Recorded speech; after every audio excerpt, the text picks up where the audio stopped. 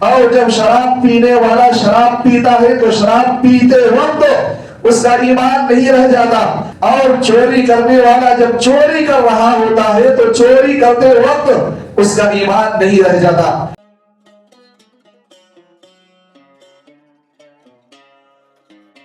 رب اشرح لي صدري ويسر لي امري واحلل عقدة من لساني يفقهوا قولي رب زدني علما۔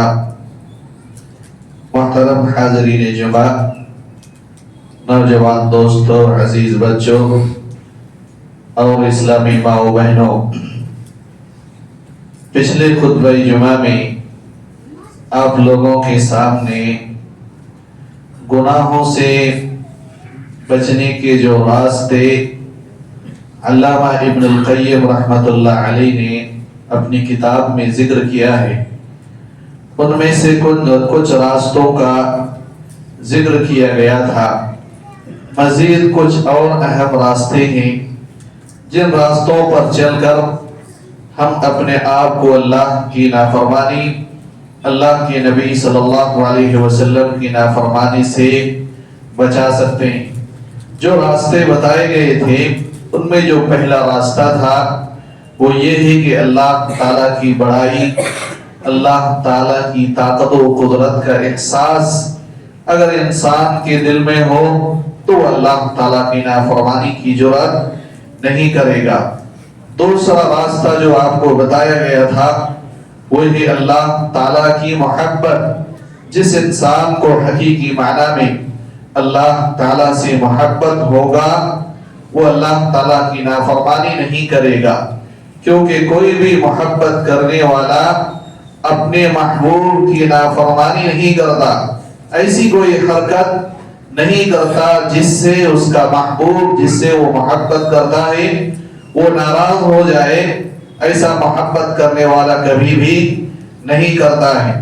اسی طرح سے جو تیسرا راستہ آپ کو گناہوں سے بچنے کے لیے بتایا جا رہا تھا وہ ہے اللہ تعالیٰ کی نعمتوں کا احساس انسان کے دل میں ہو۔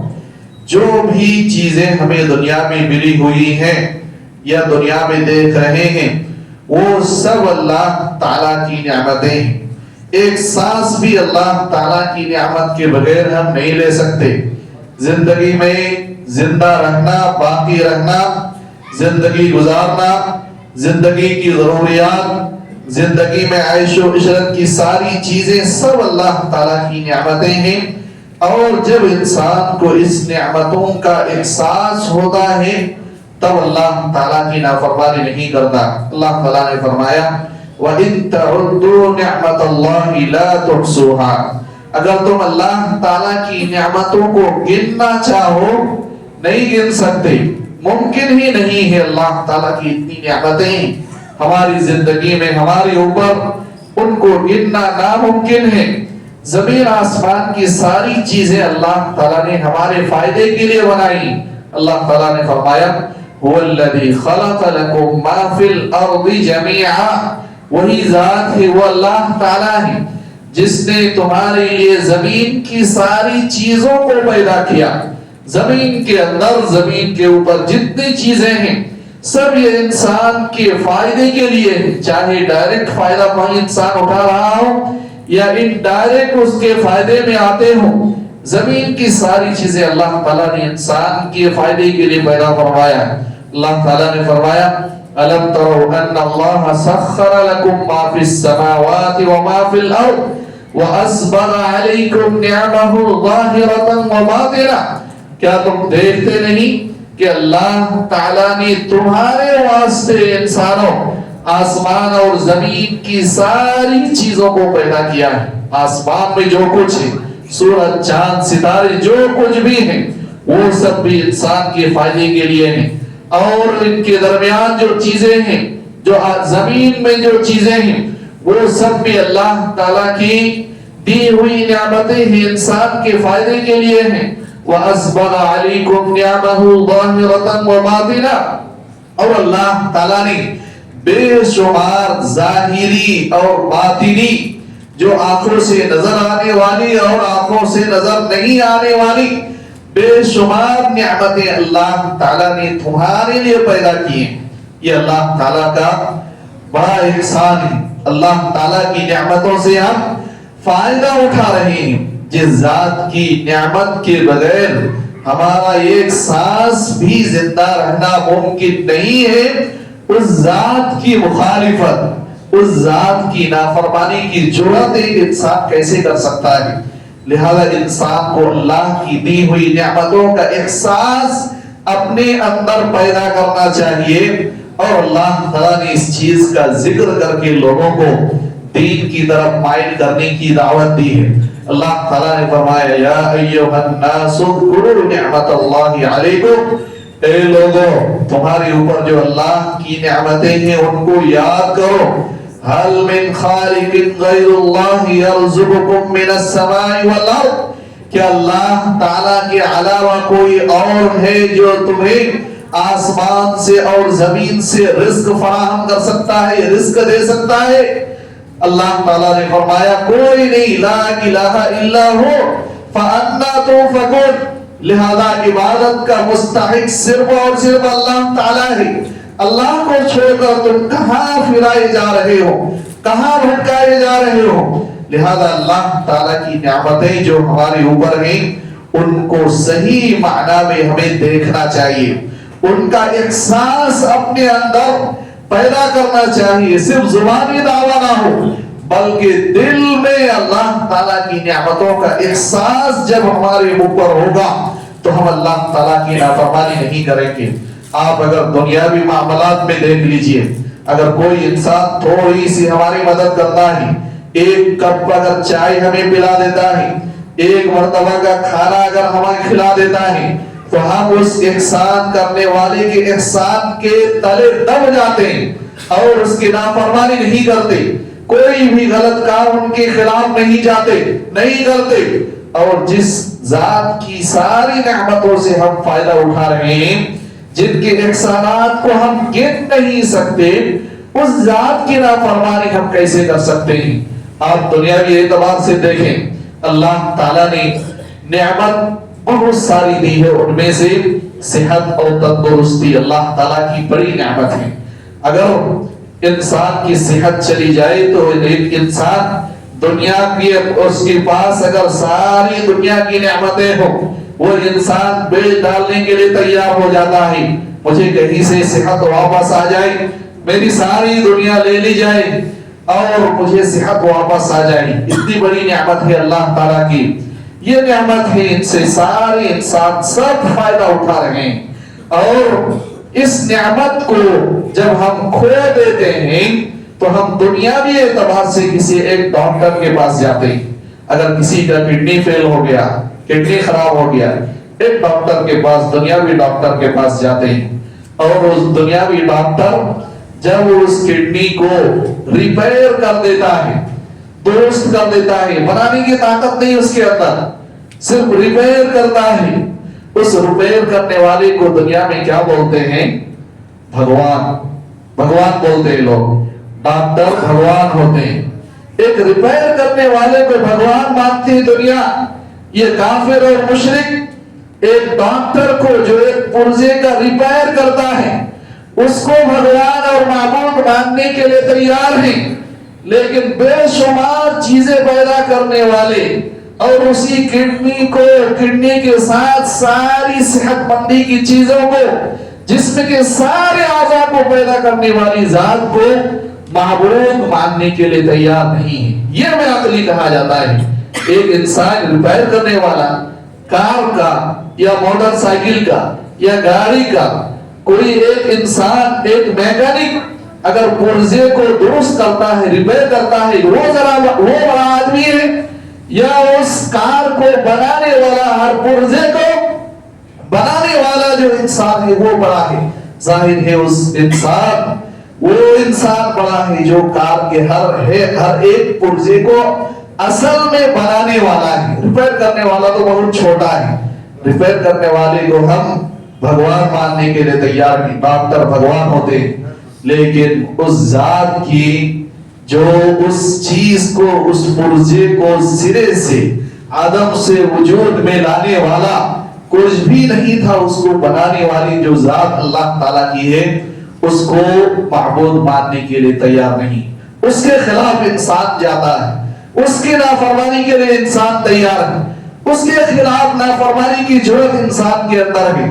یہ بہت سوچنے کی بات ہے۔ لہذا انسان کی اوپر جو نعمتیں ہیں اس کا احساس اگر انسان کو صرف نعمتوں کا احساس ہو جائے تب انسان اللہ تعالیٰ کی نافرمانی کی جرات نہیں کر سکتا ہے۔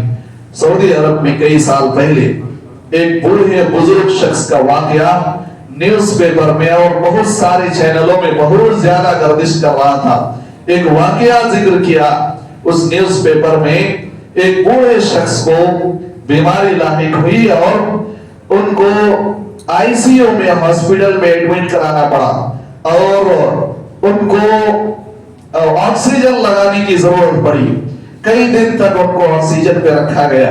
جب اس کو ہاسپٹل سے باہر نکالا گیا تو بڑا بل ان کے سامنے تھما دیا گیا، یہ تمہارے آکسیجن کا بل ہے، تمہارے علاج کا یہ بل ہے۔ وہ بزرگ شخص سارا بل، ان کے گھر والے سب کچھ دے کے جب وہاں سے واپس باہر آ جاتا ہے، وہ بزرگ جب باہر آ جاتے ہیں تو وہ بزرگ پھوٹ پھوٹ کے رونے لگتے ہیں، بہت زیادہ رونے لگتے ہیں۔ ڈاکٹر پریشان، بیماری صحیح ہو گئی، صحت مند ہو گیا آدمی، اب ان کو رونے کی کیا ضرورت ہے، شاید بل ان کا زیادہ ہو گیا ہے۔ پوچھتے ہیں ان سے کیا معاملہ ہے، کیوں اتنے روتے ہیں آپ؟ کہا کہ کیا آپ کا بل زیادہ ہو گیا ہے اس وجہ سے آپ رو رہے ہیں؟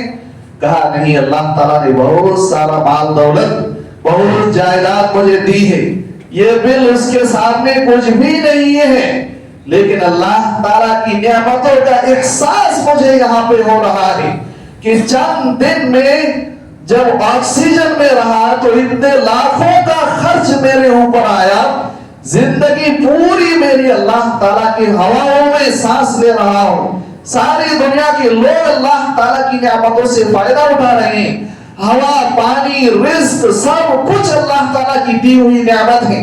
اللہ تعالیٰ ہم سے کسی چیز کا مطالبہ نہیں کرتا، کوئی چیز اللہ تعالیٰ نہیں مانگتا، بلکہ اللہ تعالیٰ تو یہ مانگتا ہے کہ اللہ تعالیٰ اس کے بندے بن کے رہیں۔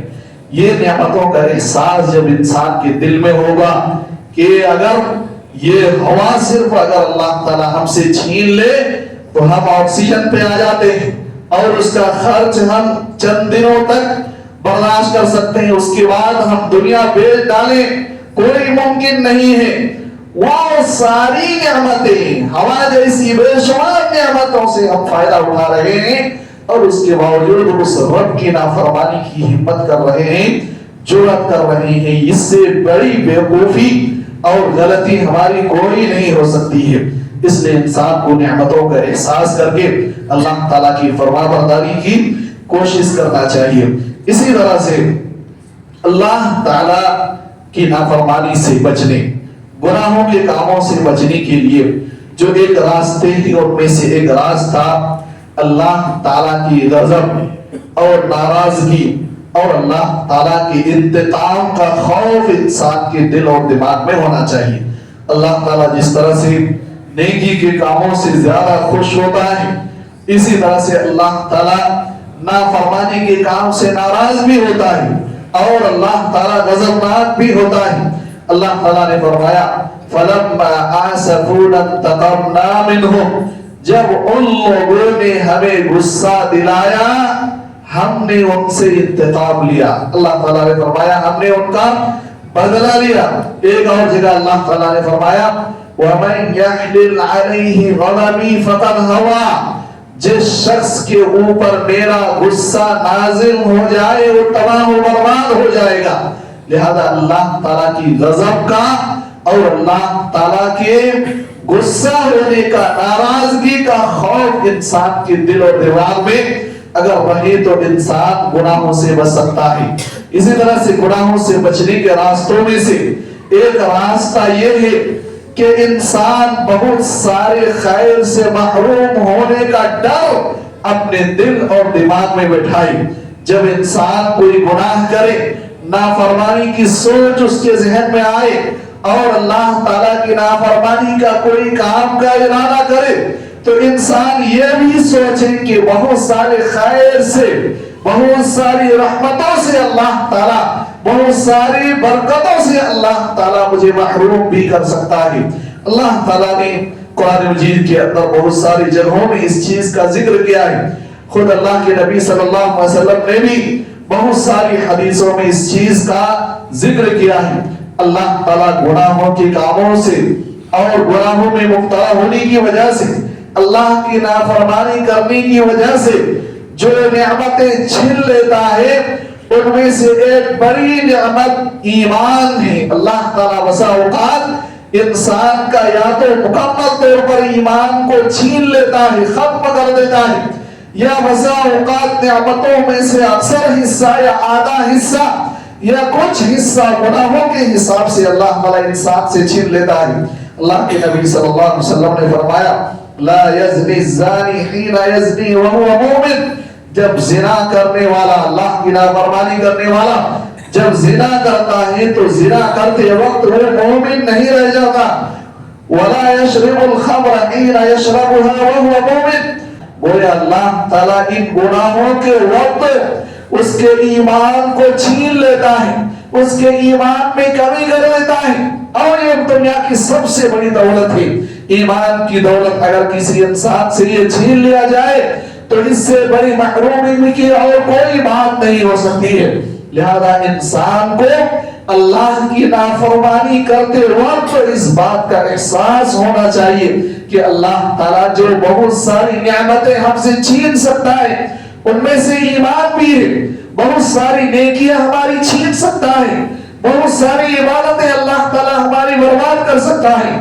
اللہ کے نبی صلی اللہ علیہ وسلم کا مشہور حدیث جس میں اللہ کے نبی صلی اللہ علیہ وسلم نے فرمایا لَأَعْلَمَنَّ أَقْوَامًا يَأْتُونَ يَوْمَ الْقِيَامَةِ بِحَسَنَاتِ أَمْثَالِ جِبَالِ بَيْضَاءَ فَيَجْعَلُهَا اللَّهُ هَبَاءً مَنْثُورًا، قیامت کے دن میری امت کے کچھ لوگ پہاڑ جیسے بڑی بڑی نیکیاں لے کر آئیں گے، لیکن اللہ تعالیٰ ان تمام نیکیوں کو ختم کر دے گا، ذرہ ذرہ کر دے گا، ان نیکیوں کا کوئی بھی بدلہ ایسی عبادت کرنے والوں کو نہیں ملے گا۔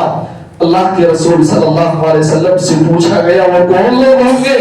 آپ صلی اللہ علیہ وسلم نے فرمایا وہ تمہارے میں سے ہوں گے، تم میں سے ہوں گے، مسلمان ہوں گے، راتوں کو قیام اللیل کریں گے، نمازیں پڑھیں گے، روزہ رکھیں گے، حج کریں گے، سب کچھ کریں گے، بڑی بڑی عبادتیں کریں گے، لیکن جیسے ہی ان کو تنہائی میں گناہ کرنے کا چانس ملے گا، جب کوئی انسان اسے نہیں دیکھ رہا ہوگا، تب ایسے تنہائی میں اللہ تعالیٰ کی نافرمانی کر بیٹھتے ہیں، نافرمانی کرنے والے ہوں گے۔ ایسے اللہ کی نافرمانی کرنے والے لوگوں کے پہاڑ جیسی عبادتوں کو اللہ تعالیٰ قیامت کے دن ختم کر دے گا اور انسان کو محروم کر دیا جائے گا۔ لہذا اللہ کی نافرمانی کرتے وقت انسان کے دل اور دماغ میں بہت سارے خیر سے محروم ہو جانے کا خوف اگر ہو تو اللہ تعالیٰ کی نافرمانی نہیں کرے گا۔ لیکن انسان کو اگر خوف ہی نہیں ہے، چلو جیسے میں شراب بھی پیتا ہوں، زنا بھی کرتا ہوں، نماز بھی پڑھتا ہوں، میری نماز باقی رہ جائے گی، تنہائی میں گناہ کرتا ہوں، عبادتیں میری رہ جائیں گی، تو وہ گناہوں سے نہیں بچ سکتا۔ جس انسان کے دل اور دماغ میں یہ احساس ہوگا کہ ہمارے گناہوں کے نتیجے میں اللہ تعالیٰ ہماری نیکیاں برباد کر سکتا ہے، وہی انسان گناہوں سے بچ سکتا ہے۔ لہذا انسان کو یہ بات بھی اللہ کی نافرمانی کرتے وقت یاد رکھنے کی کوشش کرنی چاہیے۔ اسی طرح سے اللہ تعالیٰ کی نافرمانی سے بچنے کے لیے ایک اور راستہ جو علامہ ابن القیم رحمۃ اللہ علیہ نے ذکر کیا ہے وہ یہ ہے کہ انسان گناہ سے بچنے کے لیے اپنے آپ کی تربیت کرے۔ جو انسان کی نفس ہے اور جو شیطان، جو دو گناہوں کے راستے، گناہوں کو مبتلا کرنے والی یہ دو چیزیں، انسان خود، انسان کا نفس اور شیطان، یہی ہر برائی کی جڑ ہے۔ اگر انسان ان دونوں کے اوپر کنٹرول کر لیتا ہے تو انسان سارے گناہوں سے بچ سکتا ہے، اپنے نفس سے اور کسی طرح سے شیطان سے، یہی ہر برائیوں کی جڑ ہے۔